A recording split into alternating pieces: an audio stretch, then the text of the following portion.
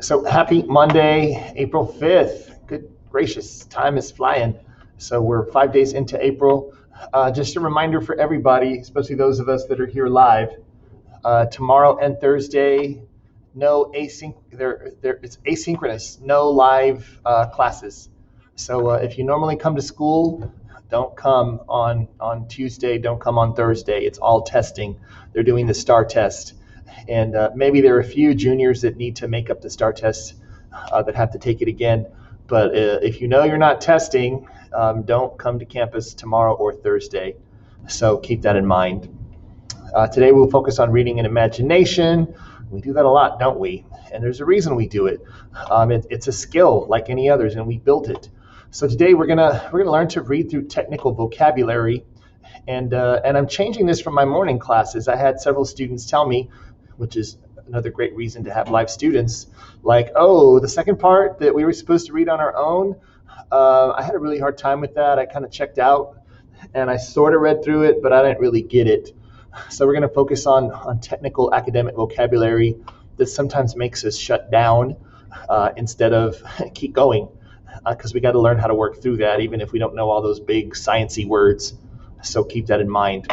And then for our close, it's going to be our discussion question. Well, how do your beliefs affect your performance? And then if we go a step further than that, well, how can we change our beliefs? Right? If you have grown up knowing school sucks and you're not good at school and you're not good at writing, how do you change that thinking? And of course, that's what we've been working on in my class all year long. I'm sure most of you are aware of that by now. The article we're going to read focuses on the physical aspect. I focus on the mental, but just the idea that, maybe you've been told you can't do this or you have this disability. Well, does that have to be the truth? And that's kind of where these questions come from. So we'll be thinking about that. Before we do anything else, let's do our positive affirmations so we can be positive on purpose. So just tell yourself what to think and what to believe. Say them with me, either out loud or in your head. What are you? I am strong, confident, and successful. Yes, we are. And how do we feel about getting work done? I love getting work done. Oops. And how do you feel about schoolwork? The harder I work, the stronger I become. And yes, it's very true. Okay, and if we go into Schoology, let me save this.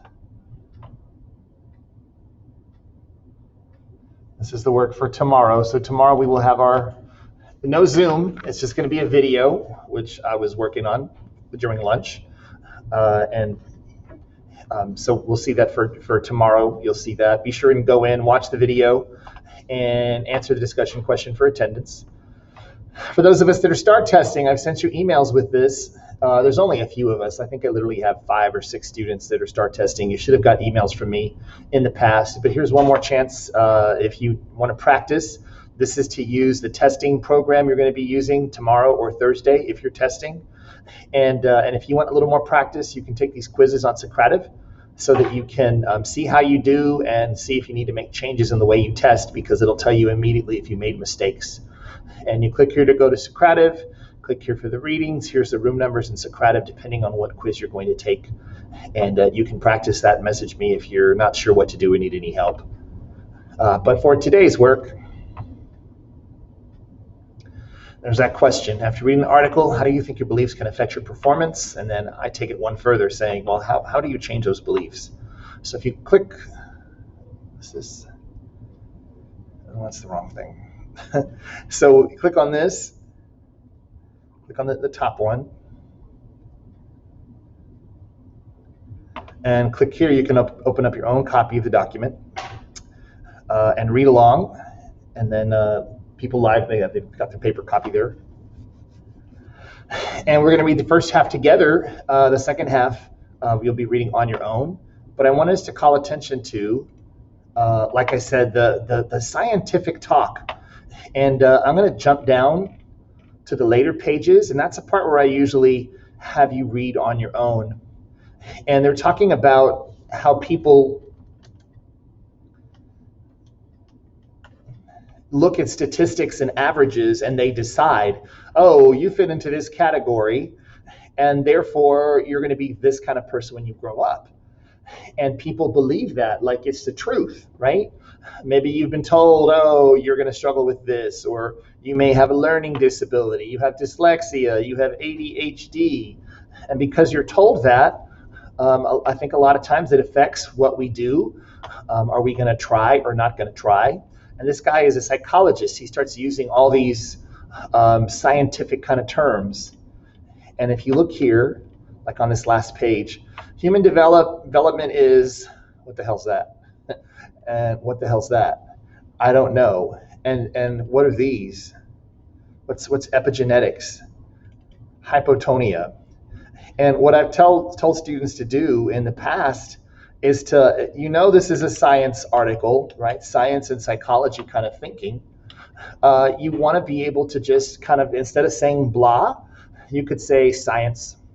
Virtually all of our concepts about human abilities, tendencies, and qualities contain the science error and the falsehood that comes along with it. Physical strength, intelligence, personality, mental disorders, learning disabilities, talent, creativity, even the needlessly crude ways we think of genetics or trauma or injury motivation, all statistically illegitimate.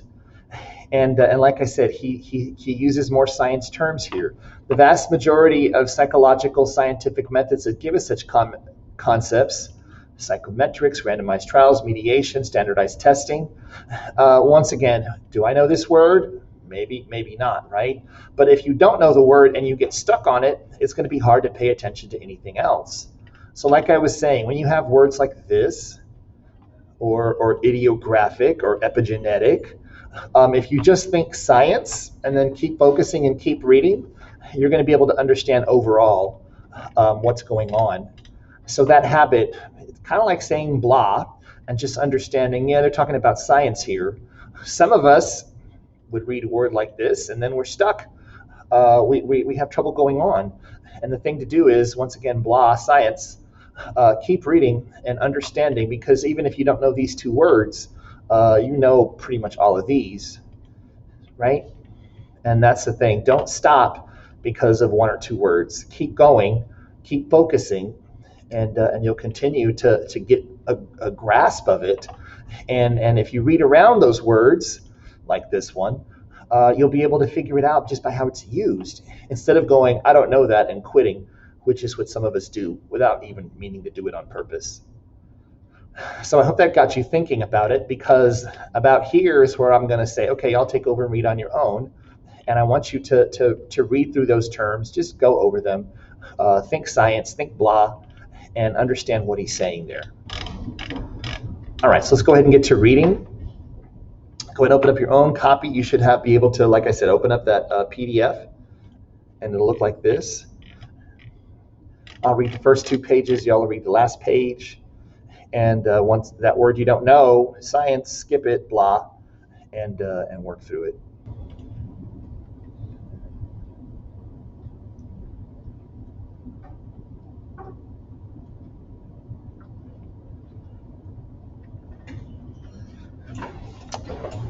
All right, are we ready to read? You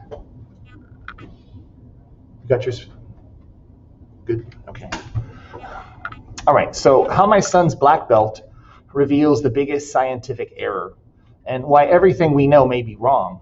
It's posted March 15th. It's from Psychology Today, reviewed by Libby Ma.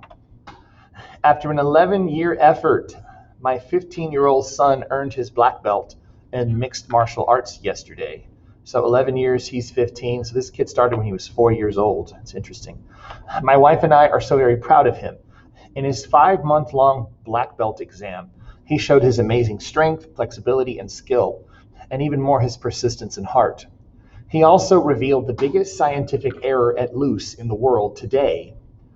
It's an error so fundamental and pervasive that it's hard to wrap one's head around. Most readers will not believe it, and I'm braced for the angry comments I may get. Yet what I will say has been scientifically established for nearly a century. But first, my son. My wife and I began to realize something was wrong in early preschool. Stevie could not do what other kids could do. He couldn't throw or catch, or kick or climb. His hands got tired in minutes if he tried to draw. He could not hold a knife or fork. In preschool, no one would pick him for team games at recess. Kids groaned when he eventually was. We put him into mixed martial arts, figuring at least he'd be compared to his own baseline. He came under the influence of a wonderful teacher there, Michelle Clancy, who was kind and inspiring. Right before first grade, his pediatrician referred him for an evaluation. On standardized tests, his physical skills were those of someone less than half his age. Moderate hypertonia, the report said. It was genetic. Yes, with difficulty he could improve, but he'd never be good at anything physical. Think about that as a parent. Don't you think that would influence how you treated your kids? If they told you that oh, you'll never be good at it. It's interesting to think about. All right, let's keep going. When my son later joined the Black Belt Club, we smiled and were supportive, but words echoed silently inside our heads like genetic and never. When Michelle created her own Dojo Reno 3.5 years ago, we were among the first to sign on. He kept getting better, but black belt dreams still seemed remote. Put aside skills, how about the physical standards he'd need to meet? 50 nose-kissing push-ups? How? A timed 2-mile run and push-up combination I myself could never have done? Not likely. Enter Max McManus, a friend of Michelle's. Max is Olympic gold medalist David Wise's conditioning coach. Max agreed to work with Stevie. I told Max the story of his diagnosis and history. He listened carefully. We don't care about that, he said with an air of finality. Let's see what he can do. His sessions were creative, focused, long, unusual. For me, as a psychologist, I found the workouts fascinating. He'd describe a challenge, then pause as if changing his mind. Stevie, I'm not sure you can do that, he'd say, with an almost unnoticeable twinkle in his eye. Emotion now properly engaged, Stevie would answer, I think I can. And then he'd give 110% to an exercise I'd never seen before. This is probably too much, Max would say. Well, let me try, would be the retort, as he did some bizarre combination of strength and balance that Max seemingly made up on the spot. It wasn't just Stevie's muscles Max was training. It was his mental engagement, excitement, and motivation. In 2 weeks, Stevie was showing strength and stamina beyond anything we'd ever seen before.